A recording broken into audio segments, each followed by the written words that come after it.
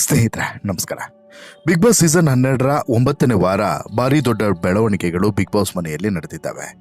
Big boss ಮನೆಗೆ ಈಗಾಗಲೇ wild card ಮೂಲಕ ಇಬ್ಬರು ಸ್ಪರ್ಧಿಗಳು ಮನೆಯಲ್ಲೇ ಉಳಿದುಕೊಂಡಿದ್ದಾರೆ. ಅತಿಥಿಗಳಾಗಿ ಬಂದಂತಹ ಸ್ಪರ್ಧಿಗಳು ಈಗ ಸ್ಪರ್ಧಿಗಳಾಗಿ ಮನೆಯಲ್ಲೇ ಉಳಿದುಕೊಂಡಿದ್ರೆ ಇದರ ಮತ್ತೊಂದು ಭಾಗವಾಗಿ ಈ ವಾರ ಯಾವುದೇ ಎಲಿಮಿನೇಷನ್ ಇರೋದಿಲ್ಲ ಅನ್ನುವಂಥ ಚರ್ಚೆಗಳು ಕೂಡ ನಡೆದಿತ್ತು. ಆದರೆ ಇದಕ್ಕೆ ದೊಡ್ಡ ತಿರುವನ್ನು ಕೊಟ್ಟಿರುವಂಥ ಬಿಗ್ ಬಾಸ್ನ ಟೀಮ್ ಈ ವಾರ ಒಂದು ಎಲಿಮಿನೇಷನ್ ಅನ್ನು ಕೂಡ ನಡೆಸಿದೆ. ಹಾಗೆ 2 ವೈಲ್ಡ್ ಕಾರ್ಡ್ ಸ್ಪರ್ಧಿಗಳು ಈ ವಾರದಿಂದ ಬಿಗ್ ಬಾಸ್ ಮನೆಯ ಒಳಗಡೆ ಆಟವನ್ನು ಶುರು ಮಾಡಲಿದ್ದಾರೆ ಅನ್ನುವಂತಹ ಮಾಹಿತಿಯನ್ನು ಕೂಡ ಈಗಾಗಲೇ ಹಂಚಿಕೊಂಡಿದೆ. ಹೌದು, ಈಗಾಗಲೇ ಇಬ್ಬರು ಸ್ಪರ್ಧಿಗಳು ವೈಲ್ಡ್ ಕಾರ್ಡ್ ಮೂಲಕ ಬಿಗ್ ಬಾಸ್ ಮನೆಯನ್ನು ಪ್ರವೇಶ ಮಾಡಿದ್ದಾರೆ.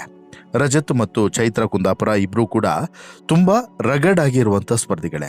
ಇಬ್ರು ಕೂಡ ವೈಲ್ಡ್ ಸ್ಪರ್ಧಿಗಳು ವೈಲ್ಡ್ ಕಾರ್ಡ್ ಮೂಲಕ ಈಗ ಬಿಗ್ ಬಾಸ್ ಮನೆಯನ್ನು ಪ್ರವೇಶವನ್ನು ಪಡೆದಿದ್ರೆ, ಮತ್ತೊಂದು ಕಡೆ ಬಿಗ್ ಬಾಸ್ ಮನೆಯಲ್ಲಿ ಇದ್ದೇ ಇರ್ತೀನಿ, ಗೆದ್ದೇ ಗೆಲ್ತೀನಿ ಅಂತೇಳಿ ಹೇಳ್ತಿದ್ದಂತಹ ಮತ್ತು ಟಾಪ್ ಸ್ಪರ್ಧಿ ಅಂತಲೂ ಕೂಡ ಒಂದು ನಿರೀಕ್ಷೆಯನ್ನು ಹುಟ್ಟಿಸಿದ್ದಂತಹ ಸ್ಪರ್ಧಿಯೇ ಬಿಗ್ ಬಾಸ್ ಮನೆಯಿಂದ ಹೊರಗಡೆ ಹೋಗೋದ್ರ ಮೂಲಕ ಅಚ್ಚರಿಯ ಒಂದು ಟ್ವಿಸ್ಟಿಗೆ ಕಾರಣ ಆಗಿದ್ದಾರೆ.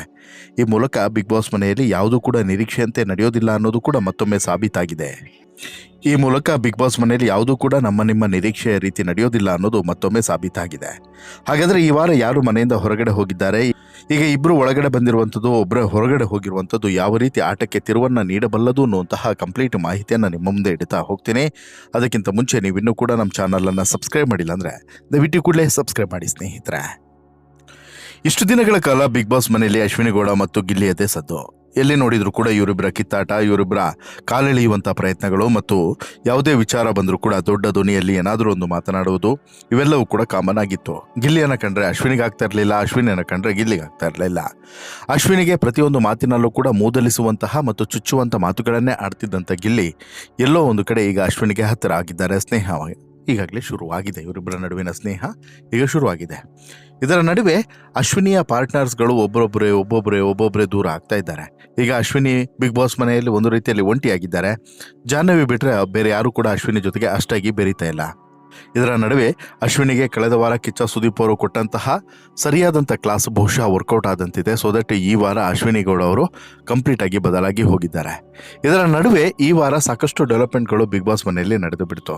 ಒಂದು, ಅತಿಥಿಗಳಾಗಿ ಬಂದಂತಹ ಸ್ಪರ್ಧಿಗಳು ಬಿಗ್ ಬಾಸ್ ಮನೆಯಲ್ಲಿ ವಿಪರೀತವಾದಂಥ ಕಾಟವನ್ನು ಕೊಟ್ಟುಬಿಟ್ರು. ಹಾಲಿ ಸ್ಪರ್ಧಿಗಳಿಗೆ ಇನ್ನಿಲ್ಲದಷ್ಟು ರೋದನೆಯನ್ನು ಕೊಟ್ಟುಬಿಟ್ರು. ಬಿಗ್ ಬಾಸ್ ಮನೆಯಲ್ಲಿ ಇದ್ದಂಥ ಅಷ್ಟೂ ಜನ ಸ್ಪರ್ಧಿಗಳಿಗೆ ರಜತ್, ಉಗ್ರ ಮಂಜು ಕೊಟ್ಟಂತಹ ಕಾಟ ಒಂದಲ್ಲ ಎರಡಲ್ಲ. ಇದೀಗಾಗಲೇ ರಜತ್ ಮತ್ತು ಉಗ್ರ ಮಂಜು ವಿಪರೀತವಾದಂಥ ಕಾಟವನ್ನು ಕೊಟ್ಟಂಥ ಬೆನ್ನಲ್ಲೇ ರಜತ್ ವೈಲ್ಡ್ ಕಾರ್ಡ್ ಸ್ಪರ್ಧಿಯಾಗಿ ಬಿಗ್ ಬಾಸ್ ಮನೆಯಲ್ಲೇ ಉಳಿದುಕೊಂಡಿರುವಂಥದ್ದು ಮತ್ತಷ್ಟು ಆಟದ ಕಾವನ್ನು ಹೆಚ್ಚಿಸಲಿದೆ ಎನ್ನುವಂತಹ ವಿಚಾರ ಚರ್ಚೆಗೆ ಬಂದಿದೆ.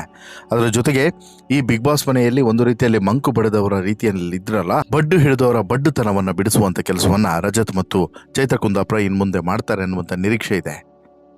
ಇದರ ಜೊತೆಗೆ ಟಾಪ್ ಸ್ಪರ್ಧಿಯೊಬ್ಬರು ಬಿಗ್ ಬಾಸ್ ಮನೆಯಿಂದ ಎಲಿಮಿನೇಟ್ ಆಗಿದ್ದಾರೆ ಎನ್ನುವಂತಹ ಮಾಹಿತಿಯು ಕೂಡ ಈಗ ಸಿಗ್ತಾ ಇದೆ. ಹೌದು, ಎಲ್ಲರೂ ಕೂಡ ಏನು ಅನ್ಕೊಂಡಿದ್ರು ಅಂತ ಹೇಳಿದ್ರೆ, ಇಬ್ಬರು ವೈಲ್ಡ್ ಕಾರ್ಡ್ ಮೂಲಕ ಬಿಗ್ ಬಾಸ್ ಮನೆಯನ್ನು ಪ್ರವೇಶ ಮಾಡಿದಂಥ ಕಾರಣಕ್ಕೋಸ್ಕರ ಮತ್ತು ನಿನ್ನೆ ಎಲಿಮಿನೇಷನ್ನ ಸಂಬಂಧಪಟ್ಟಂತೆ ಕಿಚ್ಚ ಸುದೀಪ್ ಅವರು ಒಂದೇ ಒಂದು ಮಾತನ್ನು ಕೂಡ ತುಟಿಬಿಚ್ಚದಂಥ ಕಾರಣಕ್ಕೋಸ್ಕರ ಈ ವಾರ ಒಂದು ವೇಳೆ ಈ ಎಲಿಮಿನೇಷನ್ ಪ್ರಕ್ರಿಯೆ ಇರೋದಿಲ್ವೇನೋ ಅನ್ನುವಂತಹ ವಿಚಾರಗಳು ಚರ್ಚೆಯಲ್ಲಿತ್ತು.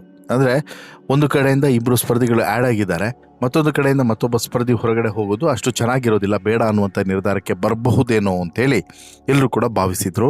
ಜೊತೆಗೆ ಅದಕ್ಕೆ ಪೂರಕವಾದಂಥ ಬೆಳವಣಿಗೆಗಳು ಕೂಡ ನಡೆದಿದ್ವು. ಆದರೆ ಕಹಾನಿ ಮೇ ಟ್ವಿಸ್ಟ್ ಅನ್ನೋ ರೀತಿಯಲ್ಲಿ ಬಿಗ್ ಬಾಸ್ ಮನೆಯಲ್ಲಿ ಬಿಗ್ ಬಾಸ್ ಕೊಟ್ಟಂತಹ ಅಂತಿಮ ಕ್ಷಣದ ಟ್ವಿಸ್ಟು ಈಗ ಭಾರಿ ದೊಡ್ಡ ರೋಚಕತೆಯನ್ನು ಹೆಚ್ಚಿಸಿದೆ ಮತ್ತು ರೋಚಕತೆಯನ್ನು ಮತ್ತಷ್ಟು ತಿರುವುಗಳೊಂದಿಗೆ ನಡೆಸುವಂತೆ ಮಾಡಿದೆ.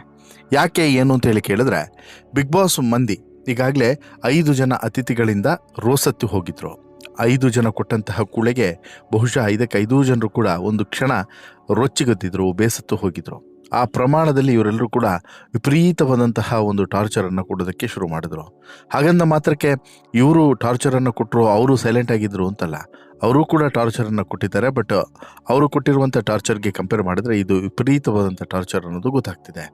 ಒಂದು, ಎರಡನೇ ಭಾಗ ಏನು ಅಂತ ಹೇಳಿದ್ರೆ, ಬಿಗ್ ಬಾಸ್ ಮನೆಯಲ್ಲಿರುವಂಥ ಅಷ್ಟು ಜನ ಸ್ಪರ್ಧಿಗಳು ಈಗಾಗಲೇ ಅತಿಥಿಗಳಾಗಿ ಬಿಗ್ ಬಾಸ್ ಮನೆಗೆ ಬಂದು ಇಬ್ಬರು ವೈಲ್ಡ್ ಕಾರ್ಡ್ ಸ್ಪರ್ಧಿಗಳಾಗಿ ಇದ್ದು ಇನ್ನುಳಿದಂಥವ್ರು ಎಲ್ಲರೂ ಕೂಡ ಹೊರಗಡೆ ಹೋಗಿದ್ದಾರೆ. ಸದ್ಯಕ್ಕಂತೂ 3 ಜನ ಸ್ಪರ್ಧಿಗಳು ಈ ಅತಿಥಿಗಳಾಗಿ ಬಂದಂಥವರು ಹೊರಗಡೆ ಹೋಗಿದ್ದಾರೆ.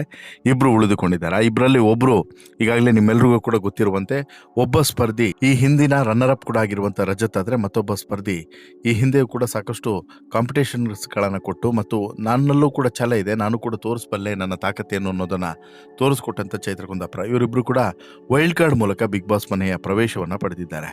ಬಿಗ್ ಬಾಸ್ ಹೌಸ್ಗೆ ಈ ಇಬ್ಬರ ವೈಲ್ಡ್ ಕಾರ್ಡ್ ಎಂಟ್ರಿ ಒಂದು ರೀತಿಯಲ್ಲಿ ಮಜಾವನ್ನು ಕೊಟ್ಟಿದೆ. ಪ್ರಸ್ತುತ ಬಿಗ್ ಬಾಸ್ ಹೌಸ್ಗೆ ಇಬ್ಬರು ವೈಲ್ಡ್ ಕಾರ್ಡ್ ಎಂಟ್ರಿ ಬಂದಿದ್ದಾರೆ. ಇಬ್ಬರು ಸದಸ್ಯರುಗಳು ಕೂಡ ಪ್ರಸ್ತುತ ಸೀಸನ್ನ ಸ್ಪರ್ಧಿಯಾಗಿದ್ದಂಥ ರಜತ್ ಮತ್ತು ಚೈತ್ರ ದೊಡ್ಡಮನೆಯಲ್ಲಿ ಉಳಿದುಕೊಂಡಿದ್ದಾರೆ ಅನ್ನೋದು ಈಗ ಗೊತ್ತಾಗಿದೆ. ಅತಿಥಿಗಳಾಗಿ ಬಂದಂಥವರು ಸ್ಪರ್ಧಿಗಳಾಗಿ ಅಲ್ಲೇ ಉಳ್ಕೊಂಡಿದ್ದಾರೆ ಅನ್ನೋದು ಗೊತ್ತಾಗ್ತಿದೆ. ಇದರ ನಡುವೆ ಟಾಪ್ ಸ್ಪರ್ಧಿಯೊಬ್ಬರು ಈ ವಾರ ಎಲಿಮಿನೇಟ್ ಆಗ್ತಿದ್ದಾರೆ ಅನ್ನೋಂಥ ವಿಚಾರಕ್ಕೆ ಸಂಬಂಧಪಟ್ಟಂತೆ ಸಾಕಷ್ಟು ಡೆವಲಪ್ಮೆಂಟ್ಗಳು ಬೆಳಗ್ಗೆಯಿಂದನೂ ಕೂಡ ನಡೆಯುತ್ತಿದ್ದಾವೆ. ಅಶ್ವಿನಿ ಗೌಡ ಜೊತೆಗೆ ಆಟವನ್ನು ಆರಂಭಿಸಿದಂತಹ ಈ ಜಾಹ್ನವಿ ಆರಂಭದಿಂದನೂ ಕೂಡ ಅಶ್ವಿನಿ ಜೊತೆಗೆ ಆತ್ಮೀಯತೆಯಿಂದನೇ ಇದ್ರು.